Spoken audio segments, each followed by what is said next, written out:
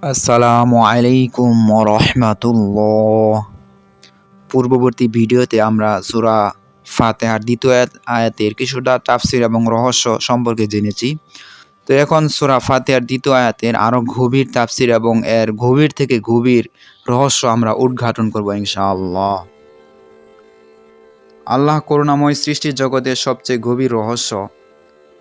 তিনি সব কিছুই জানেন এবং পৃথিবী সমস্ত রহস্য সম্পর্কে তিনি অবগত। পবিত্র কোরআনের এমন কোনো আয়াত নেই যা ছোট অথচ গভীর নয়, কিন্তু সূরা ফাতিহার দ্বিতীয় আয়াত এমন এক আয়াত যা না বুঝলে ইসলাম অসম্পূর্ণ, আর বুঝে ফেললে জীবন বদলে যায়। আর রহমানি রহিম এই দুটি শব্দ মানুষের ভয় ভাঙ্গে, আশার জায়গায় অশ্রু ঝরায় আর আল্লাহর দিকে টেনে নিয়ে যায়। কেন আল্লাহ বারবার নিজের পরিচয় দেন রহমত দিয়ে, রহমত নাম দিয়ে কেন নিজের পরিচয় তিনি বারবার দেন? একবার খেয়াল করে দেখুন, বিসমিল্লাহতেই আর রহমানি রহিম, সূরা ফাতিহায় আবার আর রহমানি রহিম। কোরআনের অসংখ্য জায়গায় রহমতের ঘোষণা। প্রশ্ন হলো, আল্লাহ তো ক্ষমতাবান, প্রতিশোধ পরায়ণ, শাস্তিদাতা, তবুও কেন তিনি নিজের পরিচয় দেন বারবার করুণাময় হিসাবে? এর কারণ একটাই, আল্লাহ চান বান্দা যেন তাকে ভয় করার আগে ভালোবাসে। আর রহমান সীমাহীন শর্তহীন করুণা। আর রহমান কাকে বলে? আরবি ভাষায় রহমান শব্দটি এসেছে রাহমা শব্দ থেকে, যার মূল অর্থ মায়ের গর্ভাশয়। ভেবে দেখুন, একজন মা কি সন্তানকে ভালোবাসতে কোনো শর্ত দেয়? ঠিক তেমনি আর রহমান মানে ইমানদার, কাফের, নেককার, পাপী, মানুষ, পশু, এমনকি শয়তান পর্যন্ত সবাই এই দুনিয়ায় আল্লাহর রহমানিয়াতের ছায়ায় বেঁচে আছে। সূর্য কি শুধু মুসলমানদের জন্য ওঠে? বৃষ্টি কি শুধু নেককারদের জন্য নামে? না, এই সর্বজনীন করুণায় হলো আর রহমান। পাপীর জন্য সবচেয়ে বড় আশা আর রহমান। একজন মানুষ যখন বলে আমি খুব গুনাহগার, আল্লাহ আমাকে মাফ করবেন না, তখন সে আসলে কি জানেন? সে আল্লাহর আর রহমান নামকে অস্বীকার করছে। হাদিসে এসেছে আল্লাহর রহমত তার গজবকে ছাপিয়ে গেছে। আর রহিম বিশেষ গভীর চিরস্থায়ী করুণা। যদি আর রহমান হয় দুনিয়ার জন্য সাধারণ করুণা, তবে আর রহিম হলো আখিরাতে ঈমানদারদের জন্য বিশেষ করুণা। রহিম কাদের জন্য? যারা ঈমান এনেছে, যারা তওবা করেছে, যারা কাঁদতে কাঁদতে বলেছে ইয়া আল্লাহ আমি দুর্বল। কোরআন বলে আর আল্লাহ মুমিনদের প্রতি অত্যন্ত দয়ালু, সূরা আহজাব আয়াত নং 43। বান্দা যখন ভেঙে পড়ে তখন রহিম কাজ করে। রাতের অন্ধকারে সিজদার ভেতর চোখের পানি মাটিতে পড়ে, তখন আল্লাহ বাদশা নন, তখন তিনি আর রহিম। তিনি বলেন না তুমি কত গুনাহ করেছ, তিনি বলেন তুমি আমার কাছে ফিরে এসেছ। কেন? মালিক ইয়াউমিদ্দিন এর আগে রহমত, সূরা ফাতিহার মালিক ইয়াউমিদ্দিনের আগে আর রহমান রহিম আল্লাহ তাআলা বলেছেন। এই আয়াতে লুকানো রহস্য হলো, আলেমরা বলেন যে ব্যক্তি জীবনে আল্লাহকে রহমান ও রহিম হিসাবে চিনতে পারে না, সে হয় অতিরিক্ত ভীত অথবা চরম হতাশাগ্রস্ত। কিন্তু যে এই আয়াত বুঝে, সে জানে আমার রব কঠোর কিন্তু নির্দয় নন।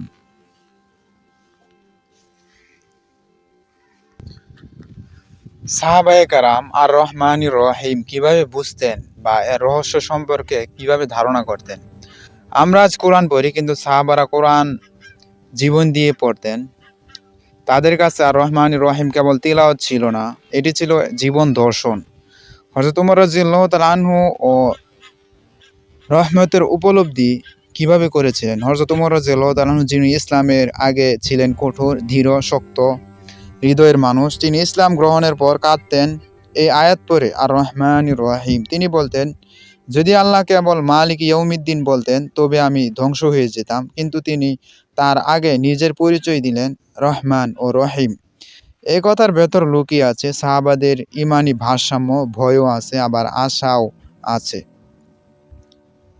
হযরত আলী রাদিয়াল্লাহু তাআলা আনহু কি বলতেন এই আয়াত সম্পর্কে তা আমরা জানবো। হযরত আলী রাদিয়াল্লাহু তাআলা আনহু বলতেন, রহমান হলো সেই রহমত যার কারণে আমরা দুনিয়ায় শ্বাস নিতে পারি, আর রহিম হলো সেই রহমত যার কারণে আমরা আখিরাতে বাঁচার আশা করি।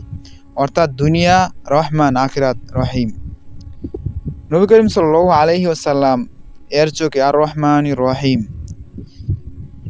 রাসূল সাল্লাল্লাহু আলাইহি ওয়াসাল্লাম ছিলেন রহমতের জীবন্ত প্রতিচ্ছবি। কোরআনে নিজেই আমি আপনাকে প্রেরণ করেছি সমগ্র জগতের জন্য রহমত হিসাবে, সূরা আম্বিয়া 107 নং আয়াতে আল্লাহ উল্লেখ করেছেন। নবী করিম সাল্লাল্লাহু আলাইহি ওয়াসাল্লাম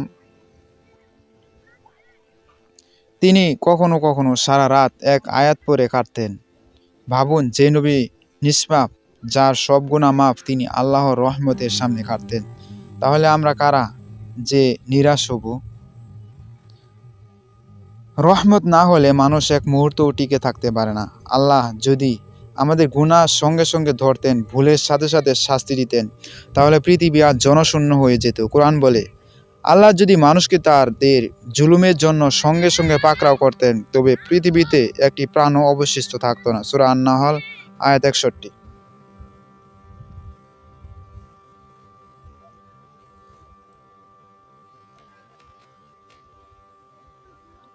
অনেকে ভাবে আল্লাহ শুধু ক্ষমাশীল, আবার কেউ ভাবে আল্লাহ খুব কঠোর। দুটি অসম্পূর্ণ ধারণা।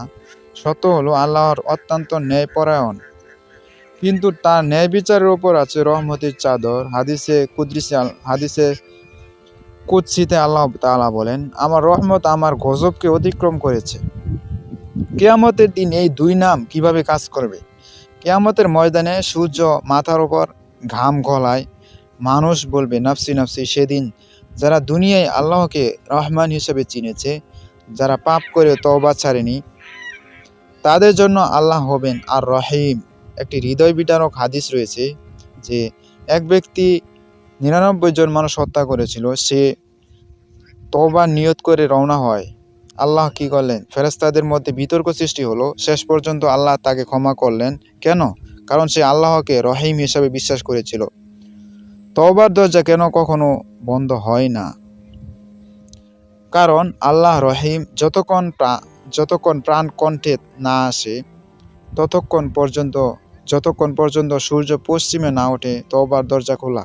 এই রহস্য লুকিয়ে আছে আর রহমান রহিমের ভেতর। নামাজে এই আয়াত পড়লে কি অনুভব করা উচিত? যখন আপনি নামাজে বলেন আর রহমান রহিম, তখন মনে মনে বলবেন, হে আল্লাহ আমি দুর্বল, হে আল্লাহ আমি অপরাধী, কিন্তু তুমি দয়ালু। যদি চোখ ভিজে যায়, জেনে নেবেন আপনি এই আয়াতের স্বাদ পেতে শুরু করেছেন।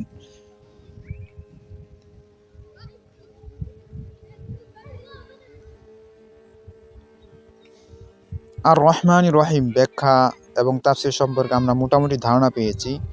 আরও কিছু ধারণা যদি আপনাদেরকে দেই, তাহলে ভিডিওটি লং হয়ে যাচ্ছে। তবে আর রহমান রহিম শব্দ নয়, আত্মার চিকিৎসা। কোরআনে প্রতিটি শব্দ ওষুধ, আর রহমান রহিম হলো ভাঙ্গা আত্মার সবচেয়ে শক্তিশালী চিকিৎসা। আজকের মানুষ ভেতরে ভেতর ভেঙে পড়ে, অপরাধবোধ জর্জরিত, হতাশায় নিমজ্জিত। এই আয়াত নীরবে বলে, তুমি একা নও, তোমার রব তোমার সাথে রয়েছেন। ভাষাগত গভীরতা কেন রহমান আগে রহিম পরে? আরবি ভাষায় শব্দের বিন্যাস অত্যন্ত তাৎপর্যপূর্ণ। রহমান ব্যাপক, সীমাহীন, সর্বব্যাপী, সাময়িকভাবে সবাইকে আচ্ছাদন করে। রহিম নির্দিষ্ট, গভীর, অন্তরঙ্গ, চিরস্থায়ী। অর্থাৎ প্রথমে আল্লাহ আমাদের বাঁচিয়ে রাখেন, তারপর আল্লাহ আমাদের আগলে রাখেন। একটি শিশু ভুল করে পড়ে যায়, ময়লা হয়ে যায়, একজন বাবা প্রথমে তাকে তুলে নেয়, তারপর পরিষ্কার করে তাকে বুকে জড়িয়ে নেয়। ঠিক এভাবে আল্লাহ আমাদের জীবন পরিচালনা করেন। শয়তান জানে যদি সে মানুষকে গুনাহ করায় তাতে তেমন ক্ষতি হয় না, কিন্তু যদি সে মানুষকে বলে তোমার আর ক্ষমা নেই, তখন মানুষ আল্লাহ থেকে দূরে সরে যায়। এখানেই আসে আর রহমান রহিম শয়তানের সবচেয়ে বড় পরাজয়। কোরআন বলে, আল্লাহর রহমত থেকে নিরাশ হয় কেবল কাফির সম্প্রদায়। সূরা ইউসুফ আয়াত 87। অর্থাৎ আল্লাহর দয়া অস্বীকার করা ঈমানের জন্য বিপজ্জনক। আর এই আয়াত আমাদের শিখায় আশা হারানো হারাম। বান্দা বলে, ইয়া আল্লাহ আমি বারবার পাপ করেছি। আল্লাহ বলেন, আমি বারবার ক্ষমা করি। বান্দা বলে, আমি লজ্জিত। আল্লাহ বলেন, আমি দয়ালু। এই নীরব সংলাপ আর রহমান রহিম এর অন্তর্নিহিত রহস্য।